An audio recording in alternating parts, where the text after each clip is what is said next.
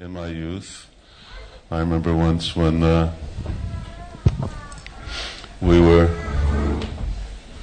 sitting at the dinner table and watching television at the same time, and my grandmother opened the refrigerator door,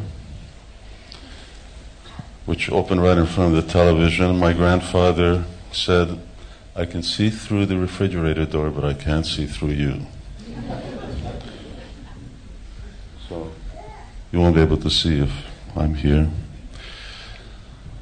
Om Jnana Timirandasya Gyananjana Shalakaya Chakshurun Militam Jena Tasmai Shri Gurave Namaha. Jai Shri Krishna Chaitanya Prabhu Nityananda Shri Advaita Radha Shiva Shari Gaura Bhakta Vrinda.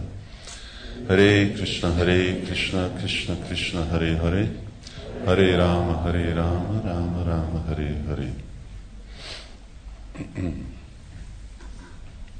Someone got a charter they're not using? Yeah. If you just put it here so I can stand on it. No, the mat's too high, I'll fall over. Thank you. So, Varnashram and the need to establish it in ISKCON.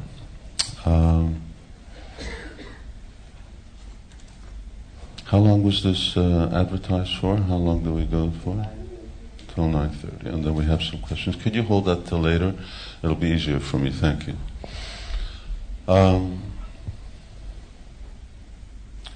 I think you're all, to greater or lesser degree, aware of the phenomena of Varnashram, the institution of Varnashram, and that it's...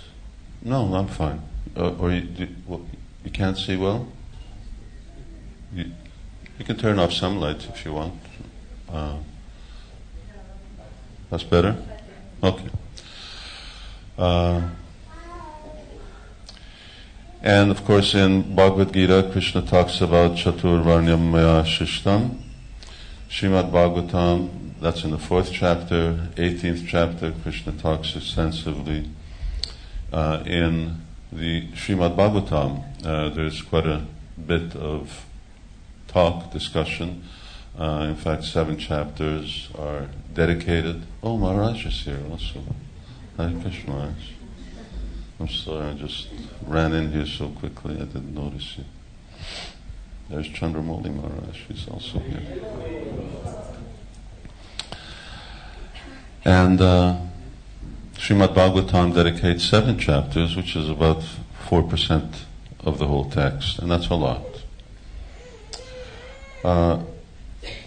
Varnashram is a term that Srila Prabhupada refers to. It's a subject that he talks about. And it's something that we've talked about in our Krishna consciousness movement for quite some time, in fact, over the last 50 years. But it's something that is sorely absent. It's a social system. And the social system, the way in which the Krishna consciousness movement works at the present time is not really as a society. Interestingly, we're called the International Society for Krishna Consciousness. So you can explain to me what our social structure is if we're a society. We know we have a structure, a hierarchical structure, but society really means rights, obligations, social roles, social model. Who studied sociology? One person. Okay, I haven't. I don't know anything about sociology. That was one of the reasons why Varnashram is sort of going on, because social engineering is a very difficult thing, especially when you want to establish a society which is diametrically different and opposed to the society that we live in. And I just don't mean United Kingdom or India, anywhere in the world. This morning, unfortunately I don't have that quote with me, but this morning I was listening to a tape where Srila Prabhupada is referring to modern, postmodern society as being a soul-killing civilization, soul-killing society. And that's what it is. It destroys people's chances for understanding their spiritual identity, that they're not this body. And ultimately, what it does is it frustrates human beings' opportunity for self-realization. For the most part, people in the world, if they're lucky, they'll take birth as animals in the next life, and if they're not so lucky, they'll take birth in a lot lower species. Why? Because the way in which, and the purpose, the underlying philosophy of society is consumerism. Whether it's in China or India or in America or anywhere, here in the UK, it's consumerism. And consumerism means lust, anger, greed. So Krishna says, Trividham Narakashedam, that these three are the gates leading to hell. And as a consequence of that type of hedonistic lifestyle, people commit all kinds of sinful activities. So where's a society that's leading people in a pure lifestyle, leading people to the path of liberation? It doesn't exist. Rather, the whole society is built on and is based on the fact that people should consume, and whether you're destroying the atmosphere, whether you're slaughtering billions of animals on an annual basis, whether you're polluting the Jamuna, whatever you're doing, it doesn't really matter. Just make sure that you get a return on your shares in the company that you're investing in at the present time. So that's the society. It's a soul-killing civilization. And it may take different forms. You may call it a democracy, or it may be a non-democratic system, for instance, as you have in China. But ultimately, the end result is the same. It's materialistic. In other words, the basis is that there's no God, that identity is this body, and enjoying this body is the goal of life, and that development is economic development. Success in life means how you evolve and develop economically. Whereas Krishna says, Tasya kartaram apimam vidi akartaram avyayam. He says, but actually, I've designed another system. And Krishna's system is for spiritual elevation. It's for spiritual cultivation and spiritual development. So where is that society which is geared at spiritual development? We live in a secular world. A secular world, by definition, means religion has nothing to do with it. Religion has nothing to do with your job. It's got nothing to do with the way you work. It's got nothing to do with politics. It's something that you're relegated to in your church or synagogue or mosque. And that's what we are at the present time. That's what the International Society for Krishna Consciousness is. It's not really functioning like a society. We function as a church, as a temple, as a religious institution. This is where people come on Sundays or Saturdays to take darshan. But Krishna consciousness doesn't determine every aspect of their life in the way a social structure does. It's just part of life. But Varnashram is life. It's every part of life. It's from before you're born until after you die. And there are obligations to be fulfilled, and you have different rights. So Srila Prabhupada actually wanted us to establish Varnashrama. Now Prabhupada said many things. He wrote that Varnashram is no longer possible to establish in this day and age. He wrote that you have to do it. He also said it was very difficult. So Prabhupada said, contextually, there weren't contradictory if you study the context very carefully, but apparently Prabhupada said different things. However, Srila Prabhupada became very clear, not that he wasn't clear then, but became very clear and determined of what type of form he wanted Varnashram to take. and that he wanted it, and that it was the duty of this Krishna consciousness movement as a pilot model to establish it. So this is an introduction. I'm going today, tomorrow will just be part of an introductory course that I've been giving in Hungary. When I leave here, I go on Thursday, I go back to Hungary, then we have a 3-day National Council meeting, and the purpose of that National Council meeting, what we do every year, we have 60 devotees and the leaders of the yatra, and we talk about vision. And our vision for the last 2 years, and will continue to be more or less 75%, will just be about Varnashrama and different phases of Varnashrama. So last year we met and we started, what did I do? We started with an introduction.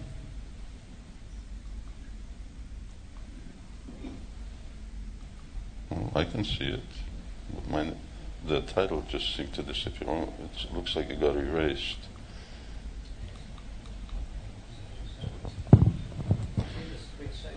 Huh? No, it's fine. There it is. Maybe it is. Okay, you're right.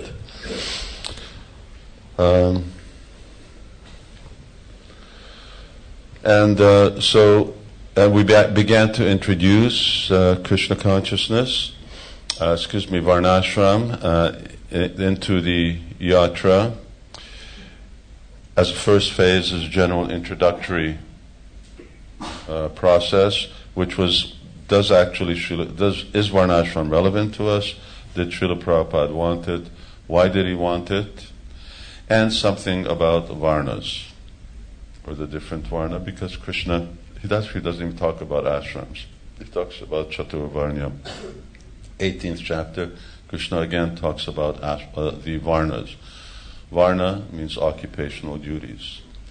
So Varna, ashram, system means that there are Shudra, Vaishya, Kshatriya, Brahmana, and that there are also Brahmacharya, Grihastha, Vanaprastha, and Sannyas. These are the divisions. One is those corresponding to the modes of material nature, those who are in the mode of, or affected by mode of ignorance and passion. Kshatriyas are in passion, and Brahmins in the mode of goodness. And accordingly, they have different duties or different roles, and also they have corresponding rights. And of course, the ashram part we're somewhat familiar with, at least we use the terminology. We're a little less, or a little more reluctant to use terminology in terms of Varna, as if it's some kind of stigma. I don't know why it's not a stigma to be called a brahmachari, because it's also a material designation. So being a Vaishya is also a material designation. Or sometimes devotees don't mind being called a Brahman, but they'd feel offended if you called them a Shudra. But both are material. So it's, I don't know, if I called you that you're a big boat or a little boat, or called you someone's a Chihuahua and someone else is a German Shepherd, but in both cases you're a dog. So all of these are material designations. None of them really make the clear case for what the identity of a Vaishnava is. And I guess at the outset we should start with that, is that whereas Varnashram, there are really 3 types of Varnashrama that Shastra talks about, and specifically Acharyas talk about. There's Varnashram in general, just that one word, which is meant for everyone. It's meant for the world. And in that Varnashram system, you will have people who don't know anything about Krishna, and you have people who have different types of faith, different types of commitment, different types of lifestyle, although they're governed by certain very common principles, and they can't escape those common principles. Then you have Daiva Varnashram. Daiva Varnashram is Varnashram which is practiced by Vaishnavas. So the goal of Varnashram ultimately is to bring everyone to bhakti. But Varnashram also helps those who have already come to bhakti to come to the perfection of bhakti. So there's Daiva Varnashram, which is Srila Prabhupada wanted devotees to practice. And there's general Varnashram, in which Daiva Varnashram will be in. And the difference between the two is that one knows the goal of life, the other one doesn't. In Varnashram, in general Varnashram, people who are not devotees, what is their social identity? You have to relate to them. Everyone has to have a social identity. A policeman is called a policeman. A politician is called a politician. So in that case, you have Vaishyas, Kshatriyas, Brahmins, Brahmacharis, so on. When everyone's a devotee, then one's identity is already clearly defined as being a Vaishnava. Vaishnava jati buddhi. And then it becomes an offense to actually relegate someone who already understands their spiritual nature in some material way. That doesn't mean that we don't necessarily have duties of those other things, just like we have, let's take the Brahmins, we have pujaris. Whether they're Brahmins or not is another thing, but anyway, they're doing Brahmins' work. Not everyone on the altar is a Brahmin. But they're doing Brahmins' work, but their identity is not Brahmin, their identity is Vaishnava. So that is something that we need to be very clear about, and when we are, then this sort of risk that we're going to be labeling people, someone's a Brahmin, someone's a Shudra, someone's a Vaishya, then that's no longer there, because we respect everyone as actually being a Vaishnava. And then there's Asura Varnashrama. Asura Varnashrama is the Varnashram which, anyway, it's not necessarily for demons, but because even demons in Vedic system followed Varnashram. So Jarasandha was very strict, he was a demon, but he followed Varnashram. But Asura Varnashram is then that when the principle of determining people's status and their social role is not based on their qualities, but it's based on their birth. So Krishna says, Guna Karma Vibhagasa. Narada Muni also says, Yatra Yal Lakshanam Proktam, that according to one's lakshana, according to one's nature, that determines what one's situation is. Now, in a pure society, if Varnashram is practiced, for instance, for 5-10 generations, then through the process of samskaras, study of Vedic literature and practice of devotional service, what will happen is that in the family of, for instance, a Vaishnav Vaishya, their children will also be of the same nature. But still, that has to be confirmed.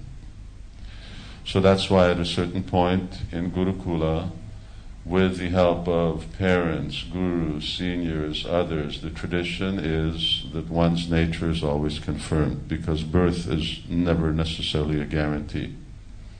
So yatra yal lakshanam proktam. Now Srila Prabhupada indicated that he wanted, and more or less I'm just going to spend time on that today. My name's Sivarama Swami. I've been devotees are approaching Varnashram in different ways in ISKCON, and I'm going to approach it in a very, very slow way. We're at least as far as I can see, I'm not going to see the full implementation of Varnashram in our society in my lifetime. Maybe you will, but maybe not.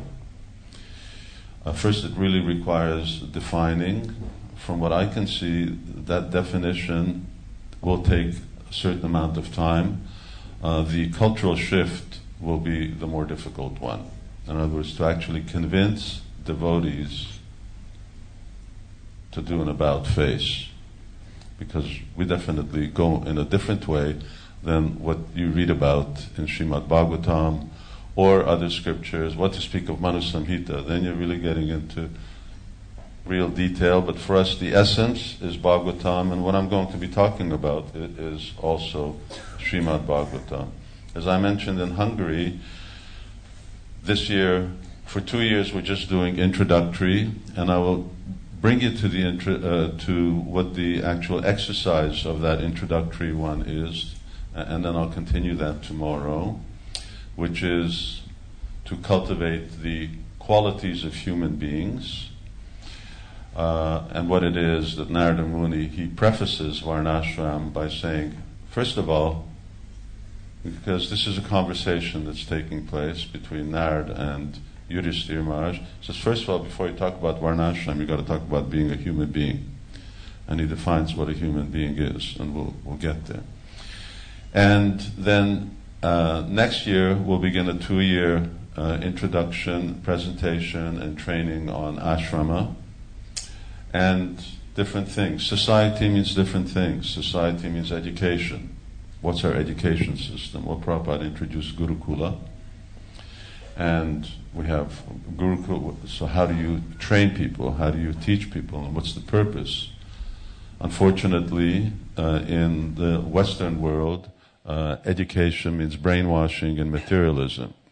So you don't really get to educate children, because by the time you try to get around to values and Krishna consciousness and Bhagavad Gita, they're already too tired, they're already worn out with all of the superfluous things that they're learning to become a brick in the wall of a consumer society. But, and there's education, there's commerce, which is extremely important because it's the backbone of a society. What's the backbone of Varnashrama? It's an agrarian commercial system. It's not a consumer system. It's all based on agriculture, cow protection, and the things that relate to that. So if you have transport, if you have trade, even banking, but they're not related to all the unnecessary. It's not banking in terms of different commodities and so on. It's of real substance, gold. And manufacture, cottage industries, but no computers. You read Mahabharata, you read Srimad Bhagavatam, you read Ramayana, you don't hear about factories, you don't hear about industry, you hear about cities, but when you read the cities, they just sound like parks with beautiful buildings in them. So cottage industry, so economy is another thing that we need to deal with. And all of these need to be redefined because they are very, very different in the present day than what they should be. They contribute to a soul-killing civilization. So my approach has been to go through Srimad Bhagavatam, or at least our approach in Hungary. And the background is the 7th canto, which you know well because it's all about Prahlad Maharaj and Nrsimhadev. But at the conclusion of that narration, which is taking place in Yudhishthira Maharaj's court, and Krishna is sitting there, he's also hearing, more or less, Yudhishthira Maharaj asks Narada Muni, who's relating this story, how do you get a society of Prahlad Maharajas? And so Narada Muni's answer is, you have to establish Varnashrama.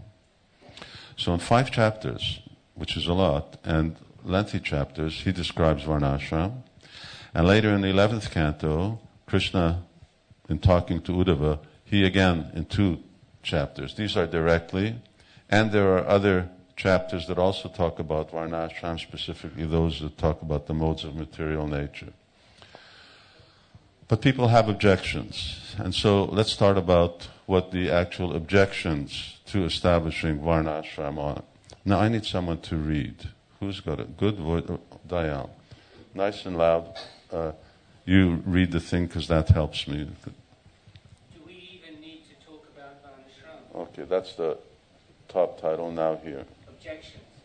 Devotees are transcendental to it. So perhaps you've heard that before, that, Varnashrama is not for devotees because devotees are transcendental to Varnashrama. Which may be the case for some devotees, but Yudhishthira Maharaj is certainly transcendental to Varnashrama, and nonetheless, he's still doing that. Arjuna is transcendental, but Bhagavad Gita is all about Arjuna doing his duty as a Kshatriya. There are other details, but of course, the idea that devotees are transcendental to Varnashram also indicates that they're transcendental to everything. You can't be just transcendental to Varnashram. So if you're transcendentally situated and you're transcendental to the modes of material nature, then you may be transcendental to Varnashram. But automatically, just because we chant Hare Krishna, doesn't necessarily make us transcendental to it. Diane? Lord Chaitanya rejected it. This refers to Madhya Lila Chaitanya Charitamrita. Chaitanya Mahaprabhu and Ramananda Roy are talking, and Lord Chaitanya is asking, what is sadhan and what is sadhya? And Ramananda Roy says, Varnashram avartacharata.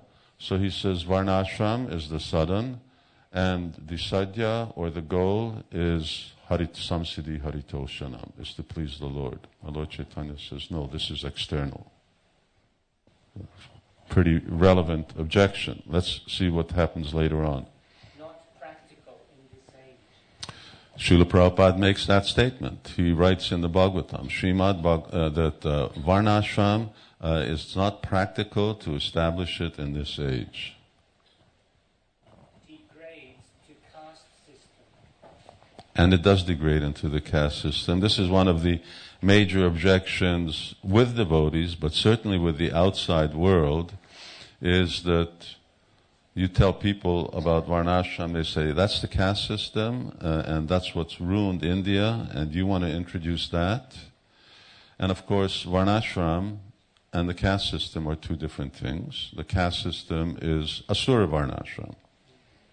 And the abuses that come as a consequence of that Asura Varnashram. But yeah, Varnashram degrades into the caste system, and Krishna consciousness degrades into Sahajaism. But we still practice it. Just because there's a potential to become Sahajas doesn't mean that we don't practice Krishna consciousness.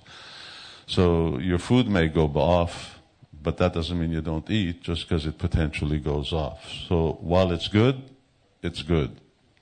Now, let's just get some responses to some of these objections. One is in terms of what Krishna says. And Krishna, just read the English, Dayal. As long as one is not satisfied by fruitive activity and has not awakened his taste for devotional service by Shravana, Kirtana, and Vishnu, Srimad Bhagavatam 75:23, one has to act according to the regulative principles of the Vedic injunctions. All right.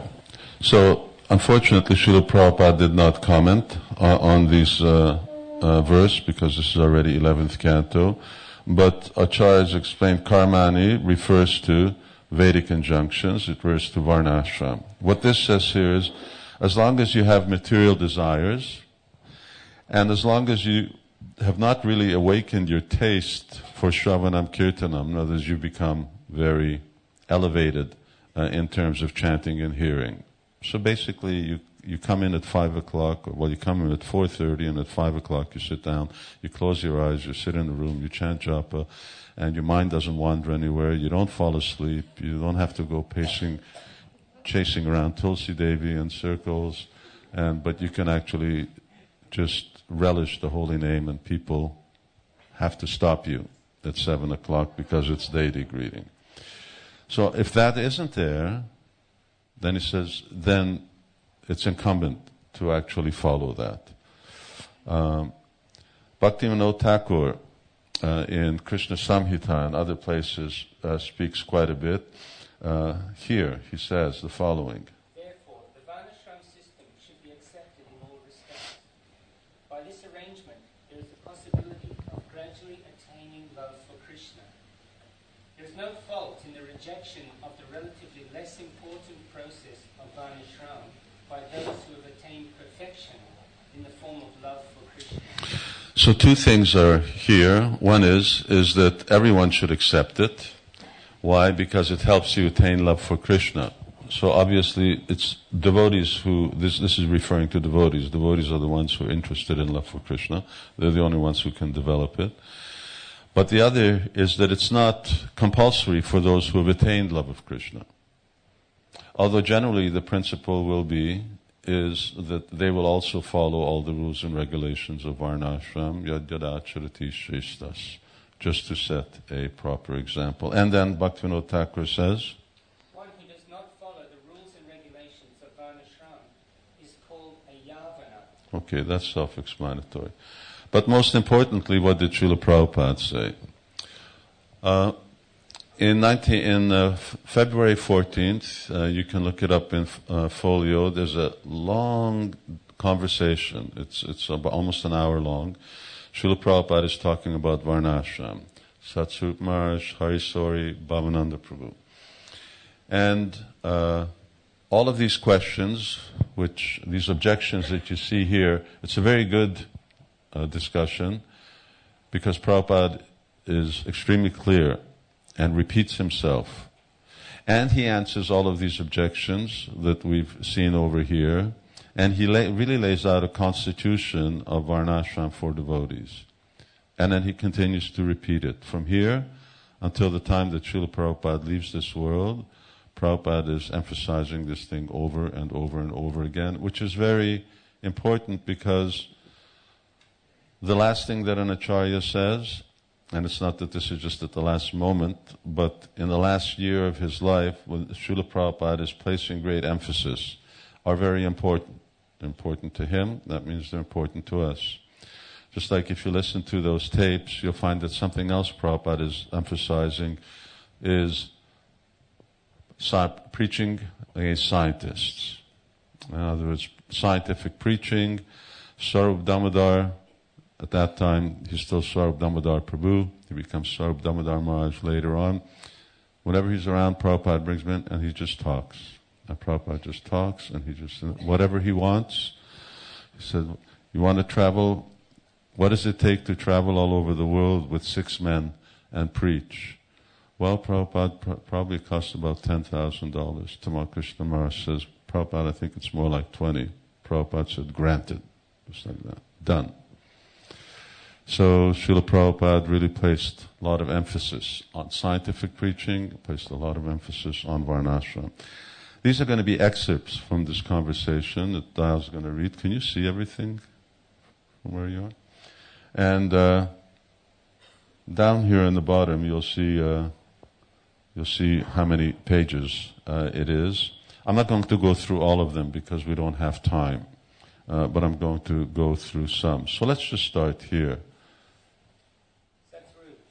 Lord Chaitanya, when Ramananda Roy brought this up, he said it was not possible in this age to introduce this. Prabhupada, yes, not. He did not say possible. Iha Bahiya. Chaitanya Mahaprabhu was interested only on the spiritual platform. He had no idea of material side. He rejected material side. Satsvarup. But don't we do that also? Prabhupada, no. Our position is different. We are trying to implement Krishna consciousness in everything. And Chaitanya Mahaprabhu personally took sannyas. He rejected completely material. But we are not going to be... You got to sit closer down. It's not. We're not getting a clear flow here because you can't see. Go ahead. We're not going to be niskinchana. Chaitanya Mahaprabhu is niskinchana. We're not going to be niskinchana. So it's pretty clear here. Prabhupada is saying our position is different. He said Chaitanya Mahaprabhu didn't reject Varnashram. Personally, for him, he was a sannyasi.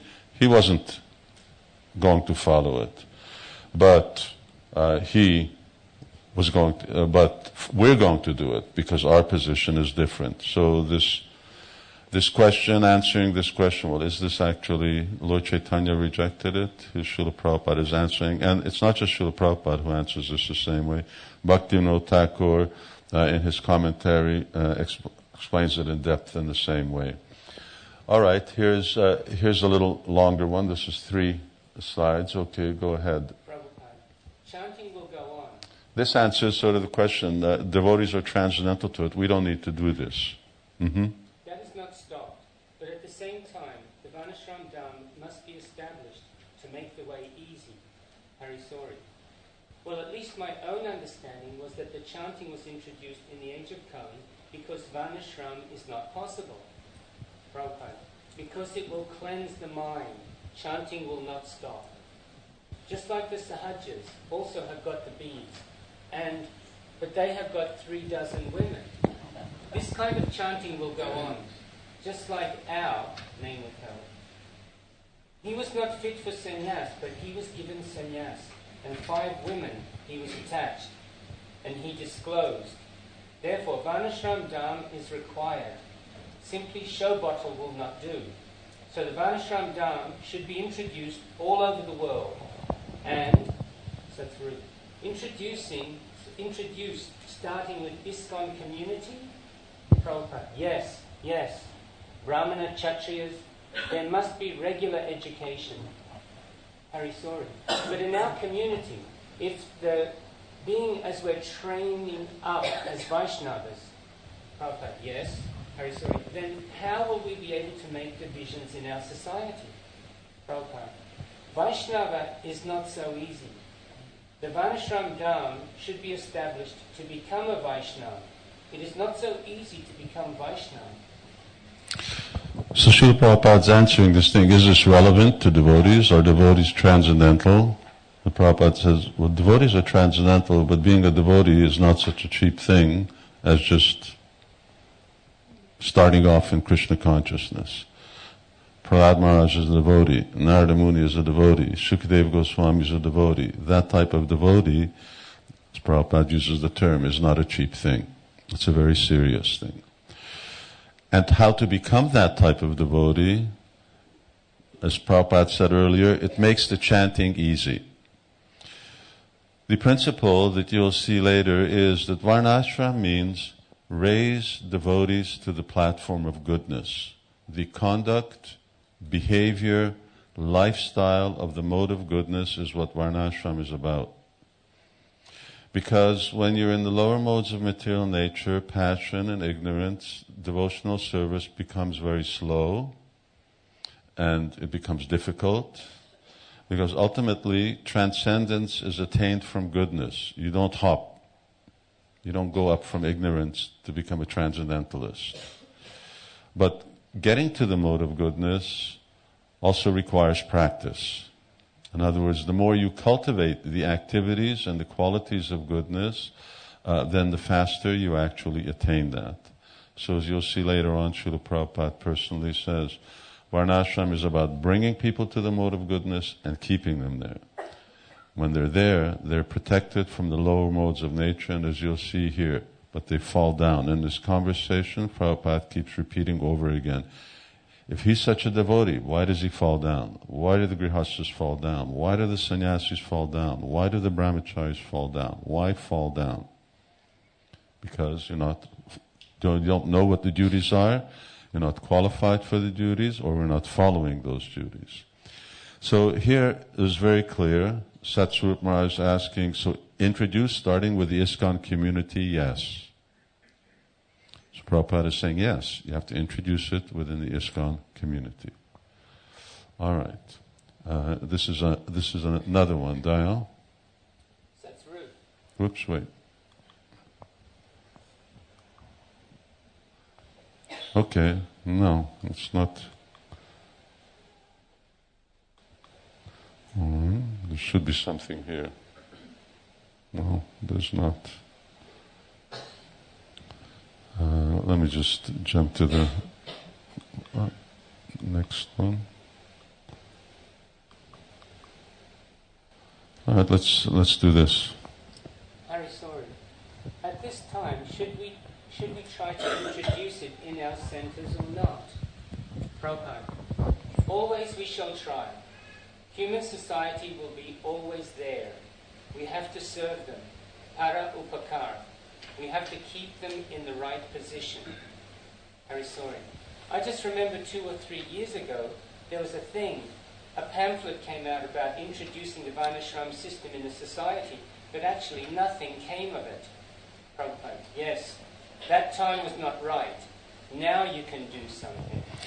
So this refers to, I remember sometime around 74, 75, when there was this little pamphlet and Prabhupada was already speaking quite a bit about Varnashrama, and devotees sent it around. Prabhupada wants us to have Varnashrama, and no one knew what to do with it.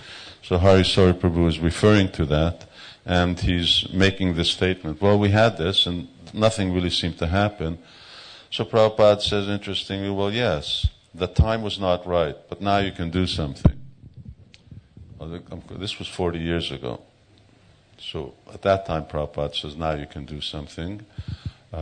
Now, it'd be really good if we actually did something, because we're not doing it. It's not happening.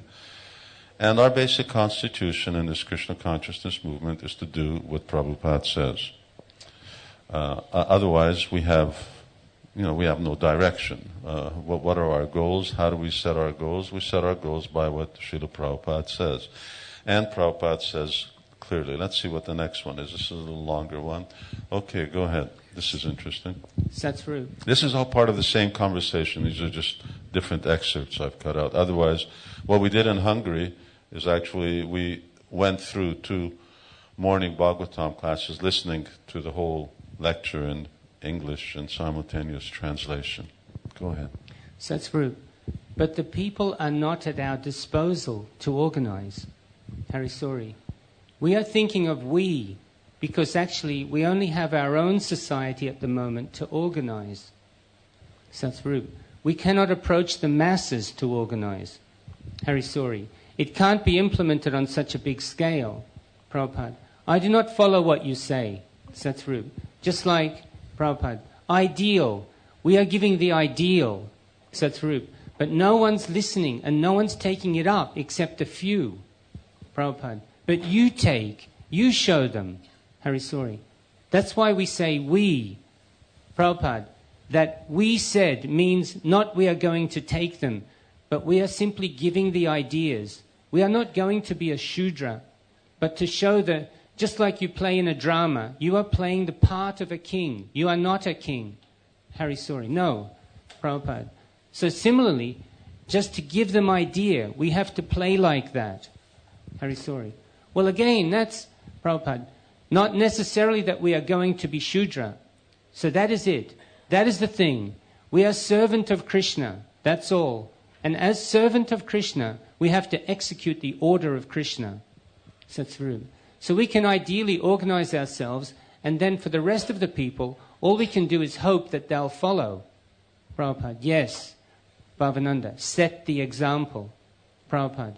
In order to serve the mass of people, to bring them to the ideal position, we should try to introduce this Varnashrama.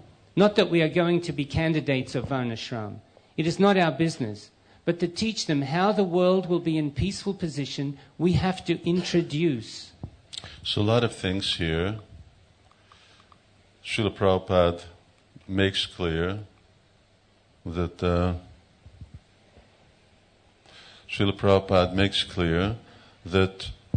there are 2 phases of his program.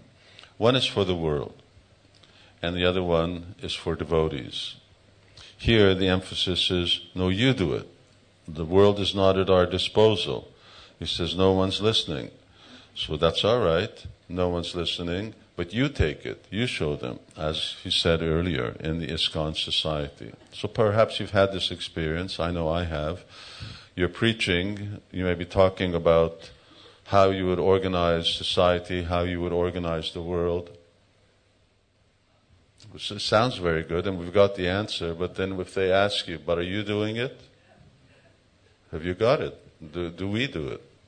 Do we set up Varnashrama? We're talking about how to manage the world, how to organize the world, but do we have actually the same organizational structure within our society? So we don't really have it. Srila Prabhupada here said, you should make a model. It's called the pilot model. When you make a small-scale model and you can show this works, and because it works small-scale, then you can also do it large-scale.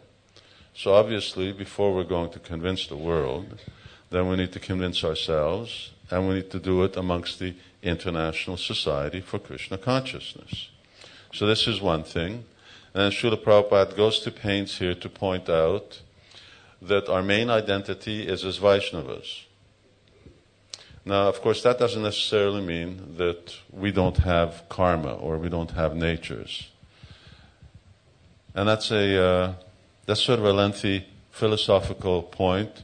In Baladevi Vibhushan talks about it quite at length in his commentary on Vedanta Sutra. And if you read the beginning of Madhurya Kadambini, Vishwanath Chakravarti Thakur also sort of touches and explains this idea of how it is that devotees still have karma, despite the fact that they are practicing bhakti, which actually destroys all your karma. Technically speaking, if devotees are offensively practicing devotional service, then all of their karma is eradicated, all their prarabdha karma. Prarabdha karma is that karma which is being manifest or is ripe at the present moment. But if all of our prarabdha karma was actually destroyed, that would mean that either when you get initiated, if you're at that stage where you're actually offenseless, or when you start chanting Hare Krishna without offense, you would, literally speaking, disappear. Because your body is your prarabdha karma. Now that would be very problematic for practicing Krishna consciousness, because it means you could never perfect Krishna consciousness. You'd always just get to this intermediate stage, it's beginning stage of being offenseless, and you never get to develop love of God because you never get beyond that. So therefore, Krishna maintains our bodies, and not only he maintains our bodies, he also still maintains our nature, our swabhava. And that conditioned nature. So you look, let's take initiation as a time when something major takes place. It doesn't necessarily have to be so, but it can be. You don't look different all of a sudden from before and after initiation. You still look the same. So in the same way that you look the same outside, we are also the same inside. But the way we're the same is by Krishna's arrangement. So we still have a nature. We have nature. Some devotees are very sattvic. They actually make very good brahmanas. Other devotees are much more inclined to do business. They're more like Vaishyas. Some people may be natural-born leaders. Others are happiest if they're just told what to do and they can just get on with it, because that's their nature. Their identity is Vaishnava. But still, their natures correlate to the four social orders of life. So here Srila Prabhupada is repeating, in order to serve the mass of people. Why? Offer a social structure that purifies, elevates, and liberates people, because it's just the opposite. That's what's happening in the world. 4:4. What's the next one? Okay. Now, I'm just going to, we'll actually turn this slide off for a minute, and I'm going to put my or Dayal, you put your microphone here. This is, if you've seen Srila Prabhupada's, what's it called, that film, Prabhupada's departure? Final lesson. If you've seen the final lesson, you've seen this. This is an excerpt. This is Srila Prabhupada in October of 1977, October 21st. He's 3 weeks away from leaving his body. He's laying on his deathbed, and he's commenting on Srimad Bhagavatam. What he's saying, you can look up in the 14th chapter. And anyway, it's self-explanatory, but you'll see Srila Prabhupada's condition is a little striking. Put it on the, you just put it there, it'll pick it up. Mm-hmm. And it says, karma hetu. Karma hetu. If we engage in devotional service, we get a different nature. And if we engage in the basis of sense gratification, relations is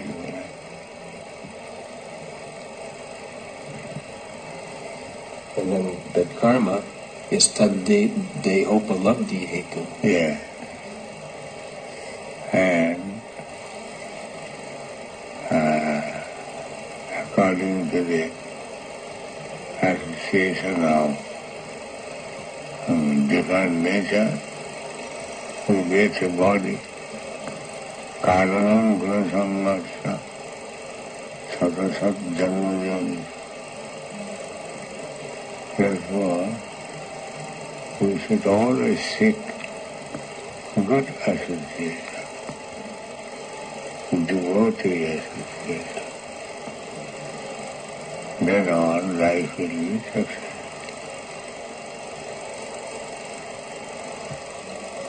And then last it says the gunas, satvadayo, jnana vikshepa moha hetavaha.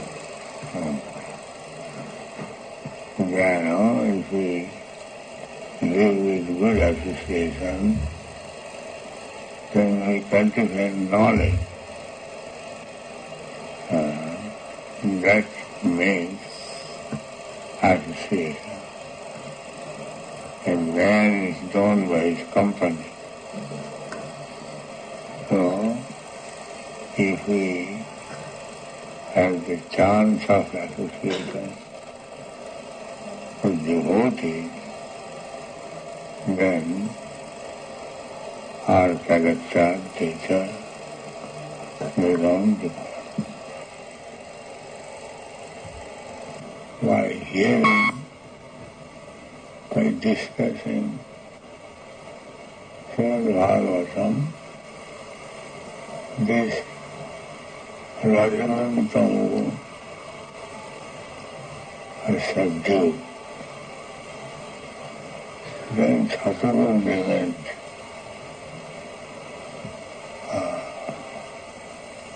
Just a prize of what they Mr. Bhagavatam.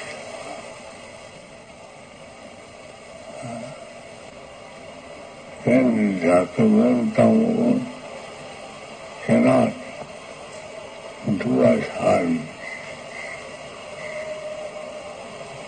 Therefore, Varnashrama dharma is so essential that people remain in sattva.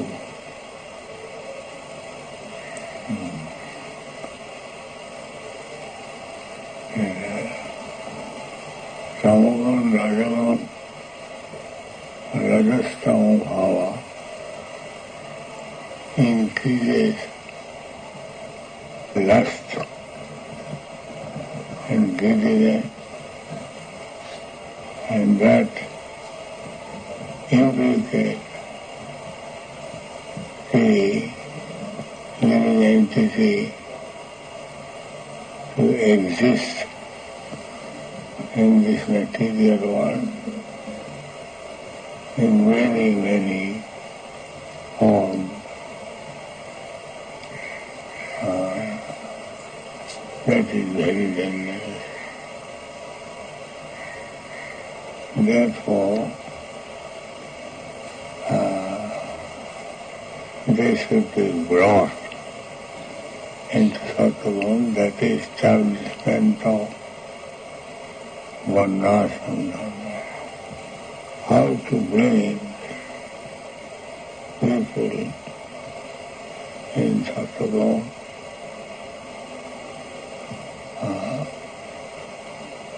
with Brahminical qualification,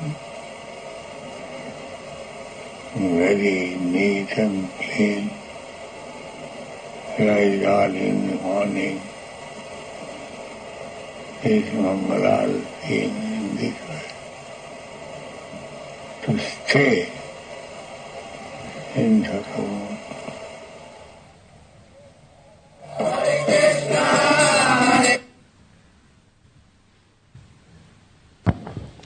Srila Prabhupada ki jai. Very,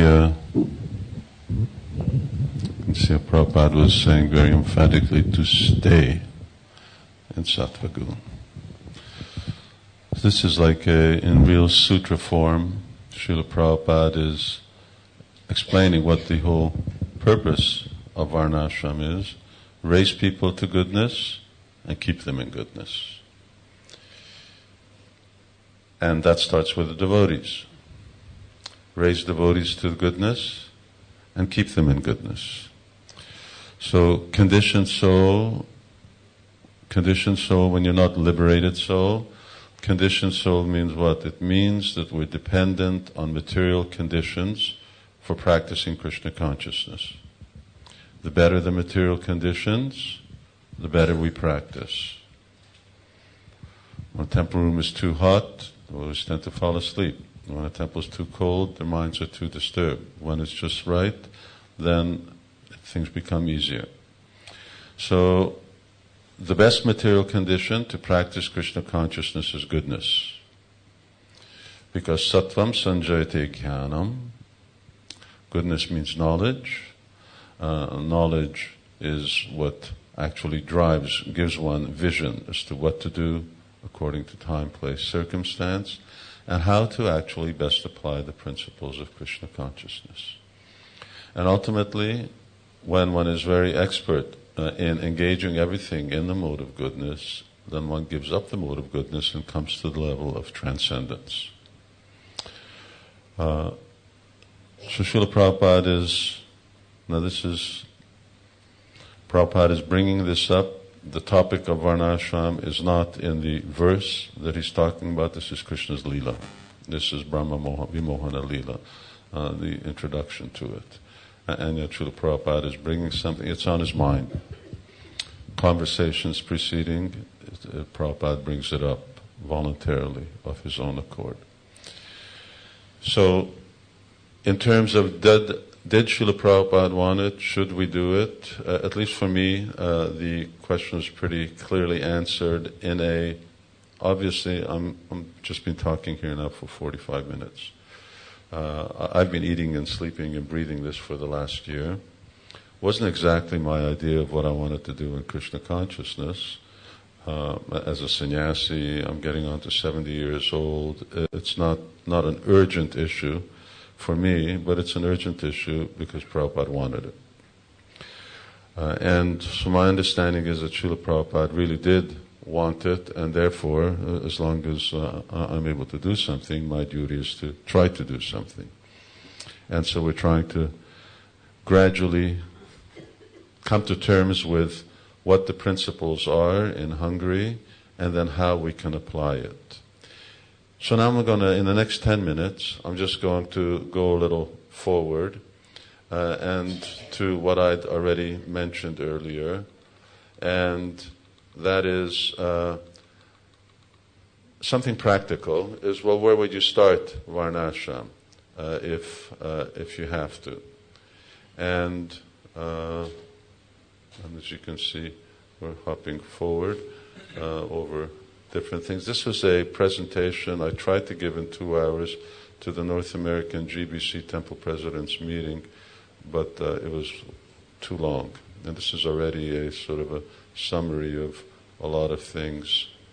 Here we go. A summary of the course that I gave in Hungary, which was 4 times 2 hours. So I traveled around to all the centers and then to Budapest and our farm. We spent a lot of time on it. So as I mentioned earlier, Narada, when starts off talking about Varnashram, when Yudhishthira Maharaj says, how do people attain the perfection of life, which Prahlad Maharaj attained, which is devotional service? Narada Muni says, by practicing Varnashram, they come to understand that Krishna Stu Bhagavan Swayam, and that they should engage in devotional service. And then those who engage in devotional service, when they practice Varnashram, they come to loving devotional service. But before he gets into, and he does begin to describe the different Varnas and ashramas, the roles of women in society, what's prohibited, what are emergency duties, what the ideal grihastha ashram is, vanaprastha, brahmachari, sannyas, and so on. First he says this, And for us, this is a 2-year, more or less a study course, study guide that I've just finished just this morning. I finally finished this book, first volume on Varnashrama, which is introduction, and it really deals with these qualities as well as somewhat on Varna. And we're planning to teach that. Our schools, that means our Gurukul, we have our college, our Bhakta program, counselor system, etc. And what it is that we're preaching here is, well, I'll just get Dayalni Thakur to read this. This is 3 slides long. So narrative starts off with this. And he's talking about what you can see here. All human beings. These are the general principles to be followed by all human beings. Go ahead.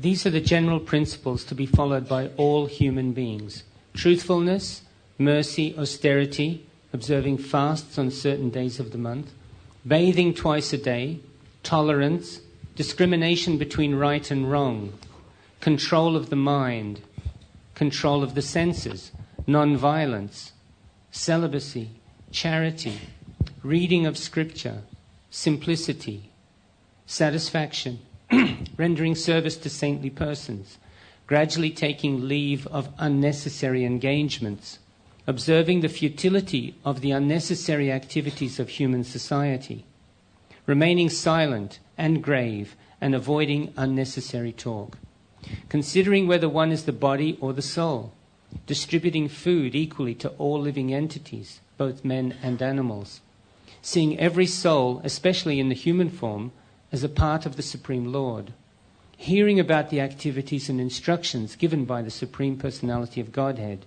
who is the shelter of the saintly persons, chanting about these activities and instructions, always remembering these activities and instructions, trying to render service, performing worship, offering obeisances, becoming a servant, becoming a friend, and surrendering one's whole self.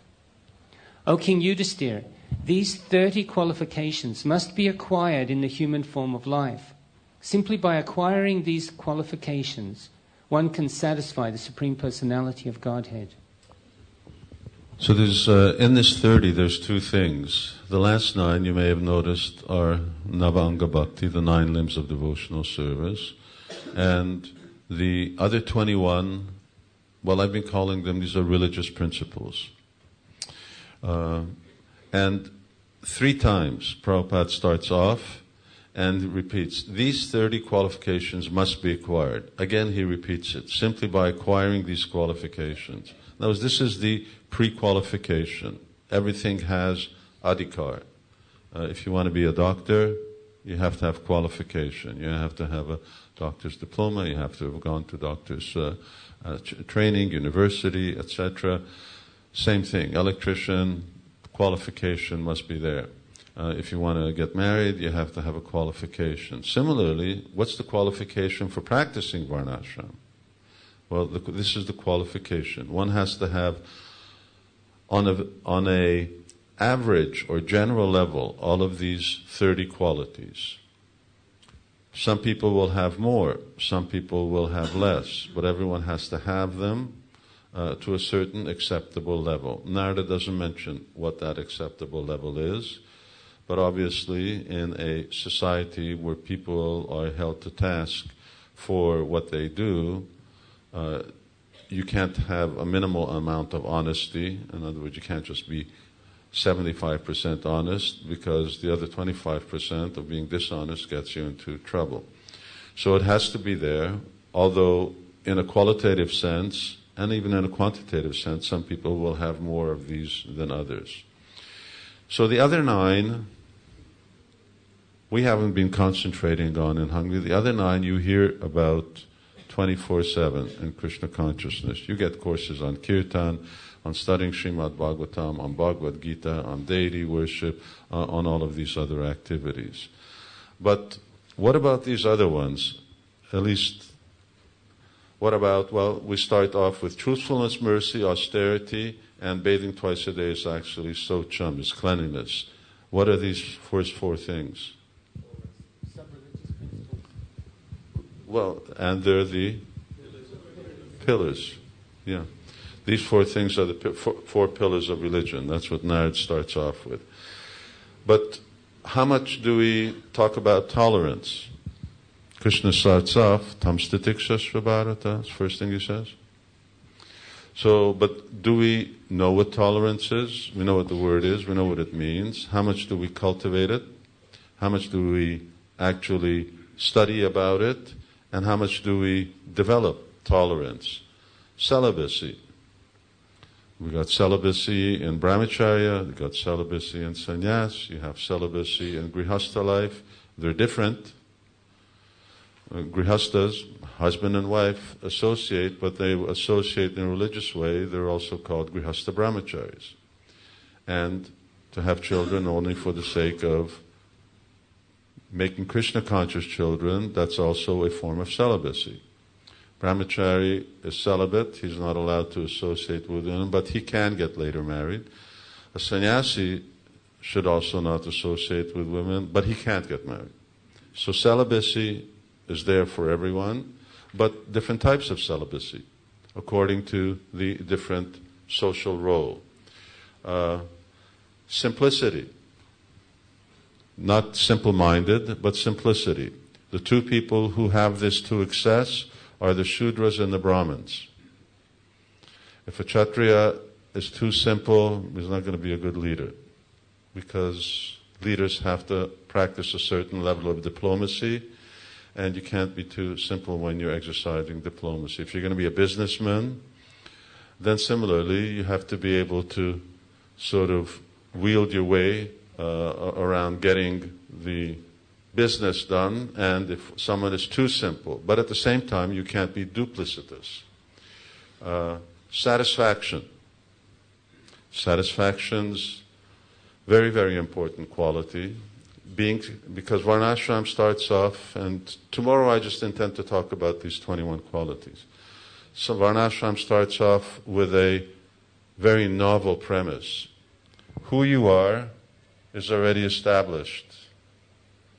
And human form of life means you have to accept who you are instead of trying to be somebody else. Because the world that we live in is that anyone can be anything, which is another name for chaos, is that anyone can be anything.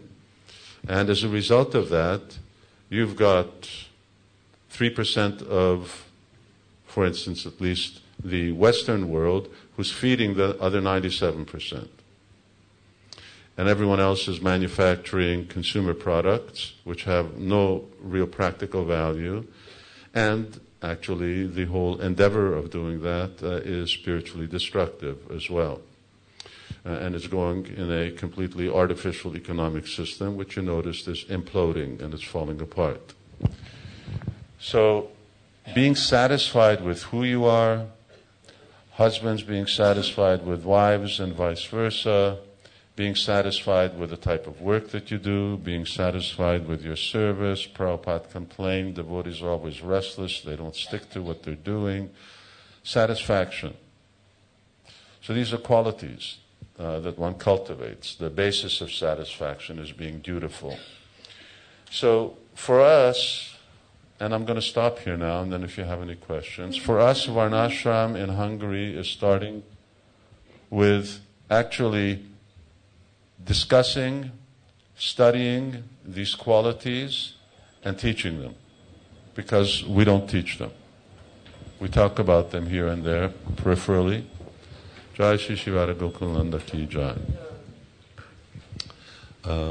But we don't necessarily teach them. And more or less what these things are, these are the conduct, the psychology of a person in the mode of goodness. And as Srila Prabhupada said, the principle being that if you're a good person, then it's easy to be a good devotee. It's not compulsory. So the Yasyasta Bhaktir Bhagavati Akinchana verse says that you can be a bad person, but if you're fortunate enough to practice Krishna consciousness, all the good qualities will come. All these qualities will manifest. But they'll manifest if you chant Hare Krishna without offense. That if you don't, then it'll take a long time.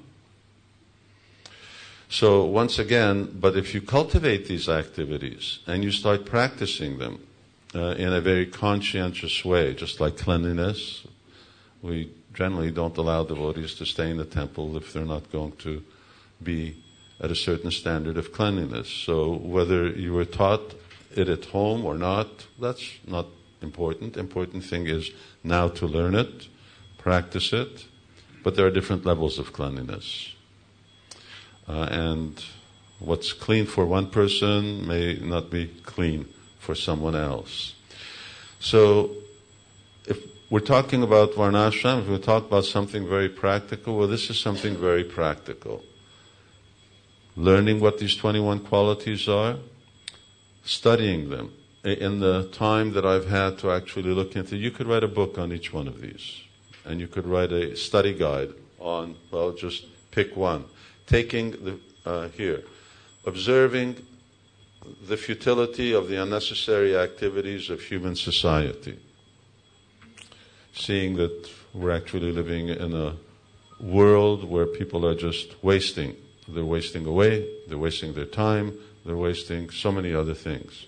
So all of these things require meditation, and how can we actually awaken these qualities and act by them, live like them? Live like good people. Be in the mode of goodness. So that's something that I'll continue tomorrow, and I'll just talk about a few of these things. We could go on a lot more, but I think I'll just stop here and let if devotees have any, and I'll sit down now, and if devotees have any comments or questions about, well, starting with, do we need Varnashrama or not? Or anything else that you have questions about, Mataji, Jayanta? You'll have to speak good and loud.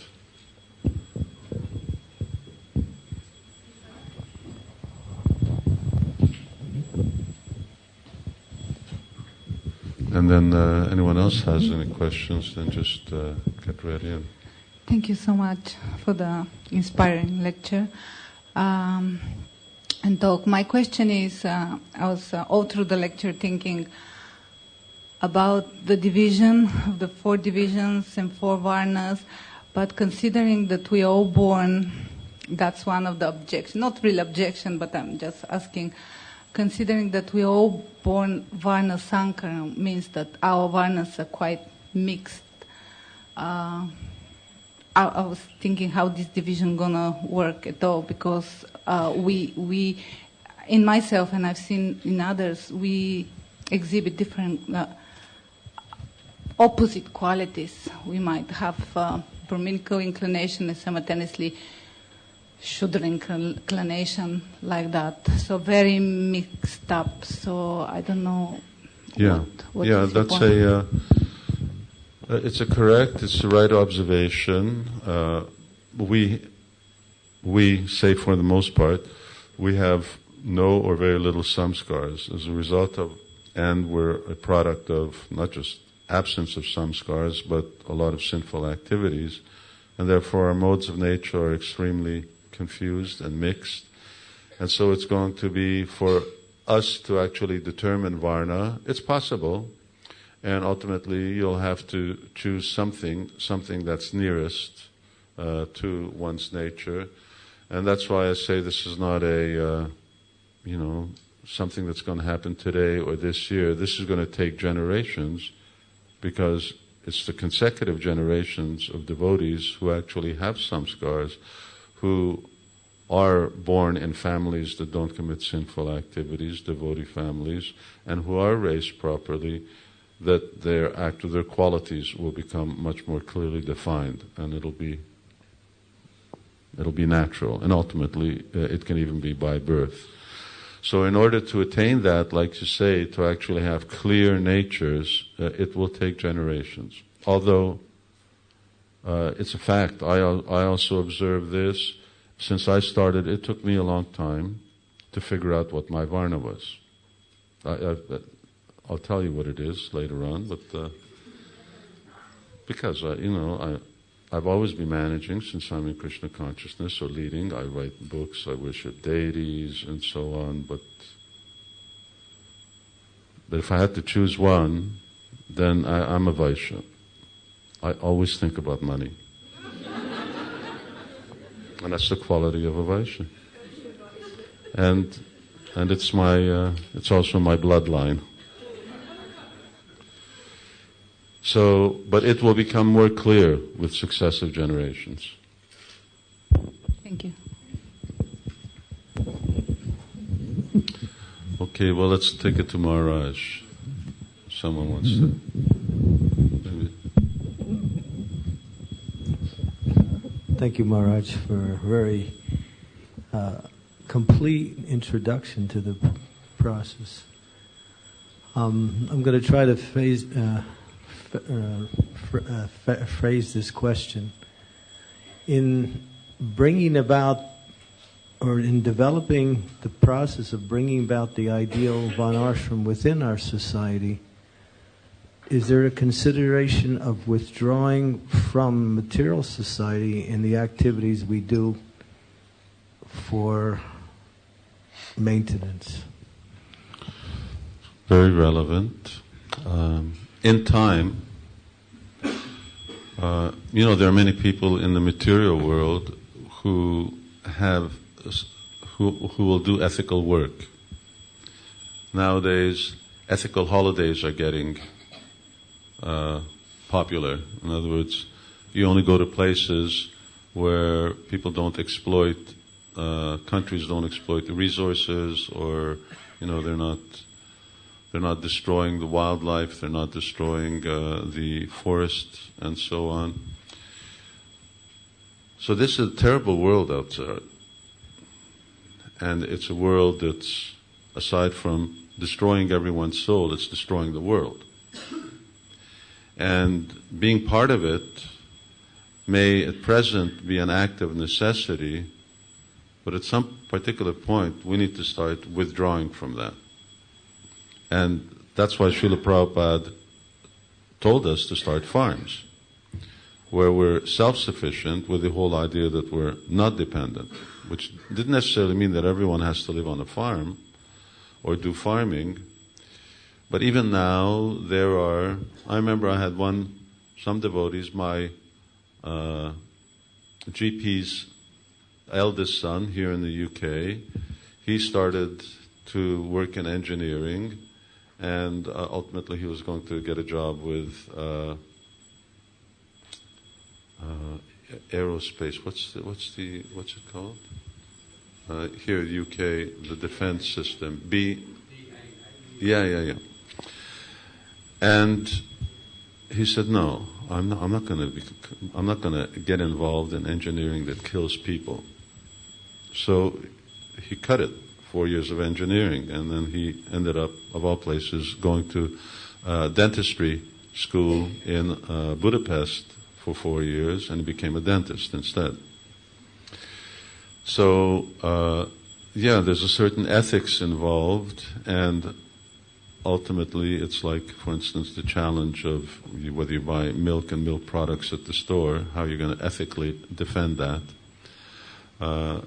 We need to also relate to that in terms of our work. Mm-hmm. And Prabhupada makes the statement at the end of the summary of chapter 11. These things of Narada Muni, these are from 7th canto, chapter 11 to 15. So the summary, he says that this transition into Varnas, he said, I can't remember the exact words now, but anyway, it says it should be, therefore it has to be done slowly. It may be a slow transition, but you have to have a direction to it. Just like this quality over here is that this one, gradually taking leave of unnecessary engagements. So our whole economic system, Varnashram's economic system, is a whole different world than what we're talking about right now. Even the technology is different. So they had a certain level of technology, but at the same time, it wasn't the machine technology. It wasn't the computer technology. it's a process, and it's not a quick process. You can see we haven't done anything, and we're 40 years down the road, or we've done very little. We're mulling it over because it's not easy. I want to give it to Dr. Sundarananda, and social engineering is not an easy thing to do. As the main issues of this come through, it becomes very obvious. This is it's not the outside world we need to convince. I mean, ultimately, I don't even see how we're going to convince them, but that's not our duty. I think that Krishna's going to have to do something special in order to make them want to look for some kind of alternate solutions. But convincing devotees, we're entrenched. We're really hooked. Because we're also brought up in certain ways, and we're also used to certain lifestyles. And this is really revolutionary. Sundarananda Prabhu? Hare Krishna Maharaj. One of the drivers of stimulus is to see the end product. So while you were describing, I was contemplating that down the generations, if the varnas become purer and purer, and if we have a society where we end up having people following the varnas as in a pure situation, what would be their consciousness in terms of generation of karma? In forms of their what? In terms of generating new karma. So what would be their consciousness be like if they have a pure varna? So what I'm trying to get to is that if we have a pure varnashram system, which is the ideal system and product of this, what we are trying to achieve, what would be the consciousness of the people living in that varna system? Well, when we're talking about Daiva Varnashram, the Krishna consciousness would be their consciousness, whatever they're doing. But they would be acting according to those things that they're actually qualified for. And that makes also the practice of Krishna consciousness easier, rather than people doing something that they don't really have such an inclination for. So the inclination becomes very strong. Material life, therefore, becomes a lot easier. And therefore, subsistence or maintenance becomes easier. And it becomes easy. But they're conscious. For devotees, it's Krishna consciousness. For non-devotees, Narada also says, everyone has to do this. So everyone has to practice the other 9, even those who are non-devotees. It's just like now you've got people who go to church. They don't necessarily know what they're doing. They're not necessarily big believers, but they still do it. So, for instance, when Srila Prabhupada was asked, well, Srila Prabhupada, if we're in a government position, is there room for Muslims? Prabhupada says, there's no problem. They just have to chant Hare Krishna. And that's the same thing that Narada is saying over here.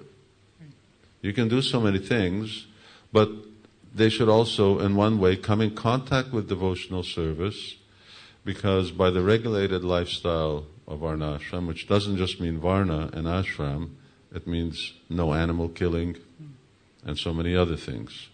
So it means it's a sinless lifestyle. You come in contact with bhakti, ultimately they'll develop faith in devotional service. Does that answer your question? Yeah, that's beautiful. That's really inspiring. Okay, go ahead. The microphone's nearest to you, Adiguru.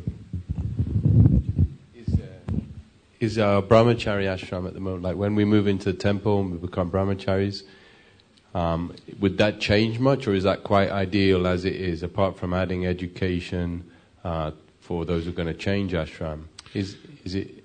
Now it's very important. There's one verse that Narada Muni says, and more or less it says, that the principles of Varnashram can be adopted according to time, place, and circumstance.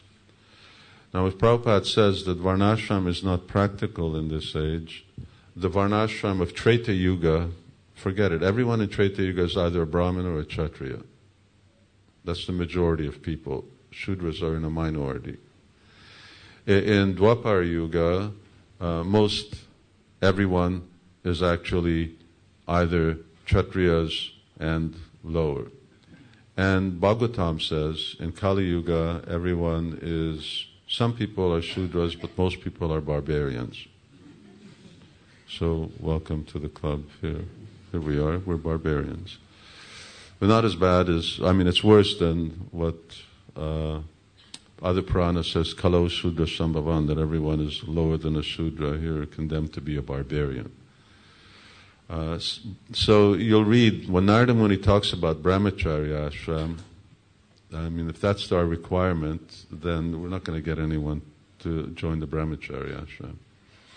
So, but the principles of Brahmacharya has to be the same. Celibacy is one, the type of interaction with members of the opposite sex, austerity, study of Shastra.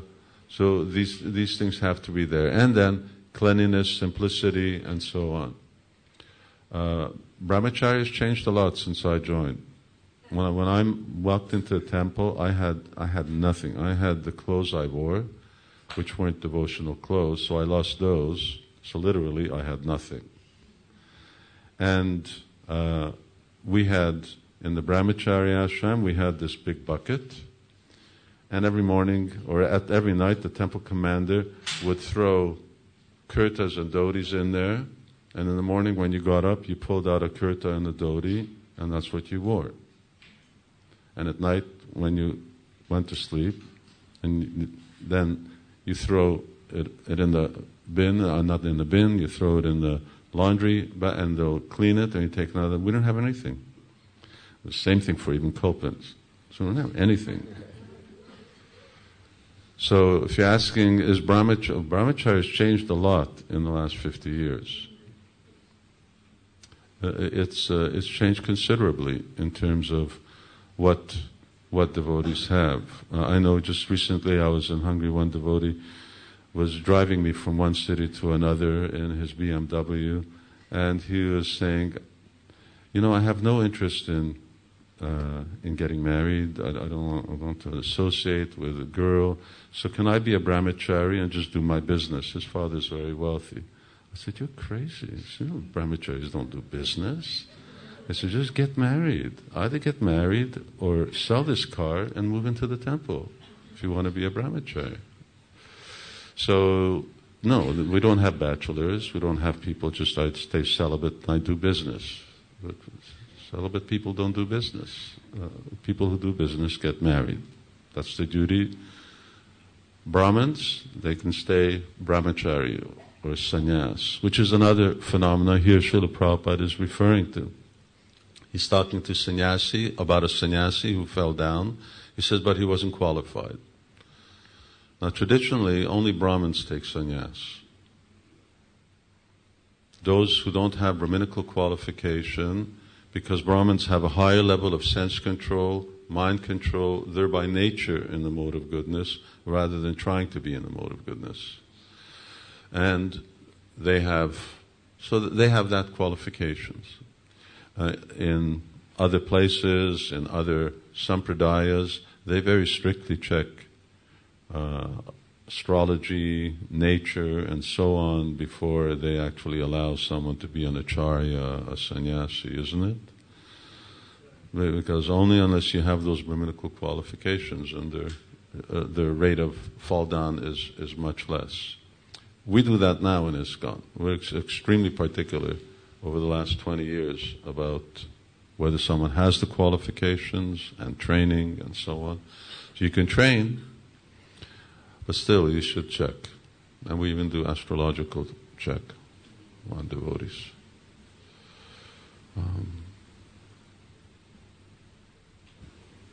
Okay, we've got, say, a couple of minutes and then we should close. So Radha Gokulananda someone can chant Hare Krishna before we go to sleep. Go ahead.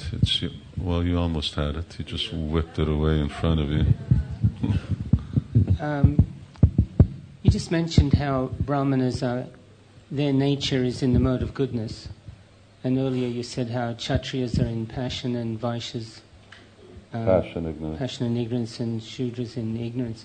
So the Varnashrama system is meant to bring everybody up to the mode of goodness. So, for instance, if a Shudra comes up to the mode of goodness, in course of time, does his nature begin to change? Does his Varna begin to sort of show a drift towards the higher Varnas?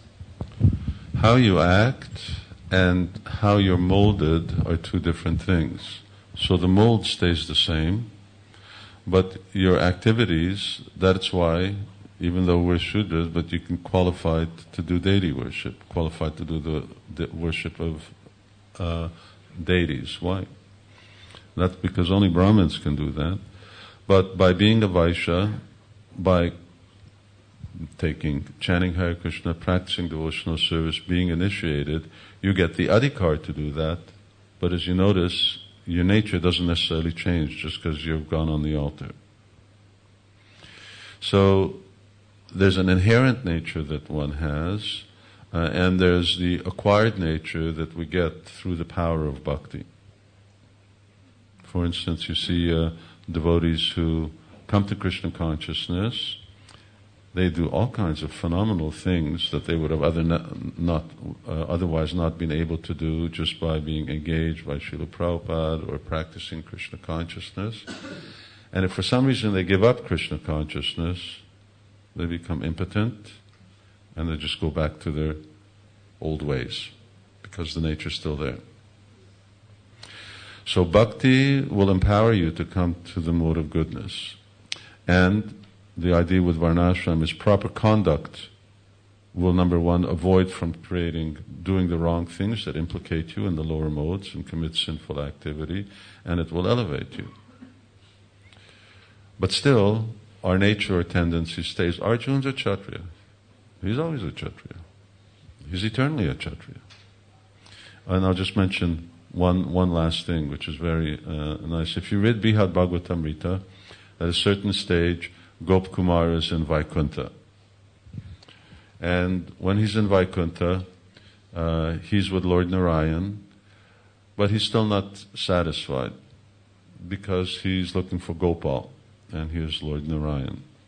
So at a certain point, Narada Muni comes and he takes him away. He takes him to Uddhava's house.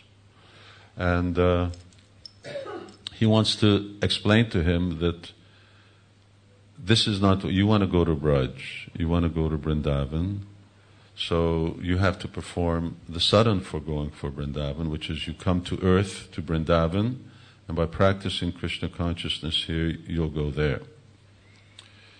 But first he tells Uddhava, he says, you talk, you explain. And Uddhava says, no, I'm a Kshatriya. He says, you're a Brahmin, you explain. And Narada Muni, he says, what are you talking about? We're in Vaikuntha. He says, there's no Varnashram here. The Uddhava says, no, of course there's Varnashram. What do you think the social system is here? He says, even the Lord plays the role of a perfect Kshatriya. And in Vrindavan, Krishna is the perfect Vaishya. So Varnashram exists here, therefore you should talk first. And then Sanatana Goswami explains briefly in the purport. In other words, in the spiritual world, it's not chaos over there. There's a social system. And what we're talking about here is just a reflection of the original social structure that exists in the spiritual world. And it's Varnashram.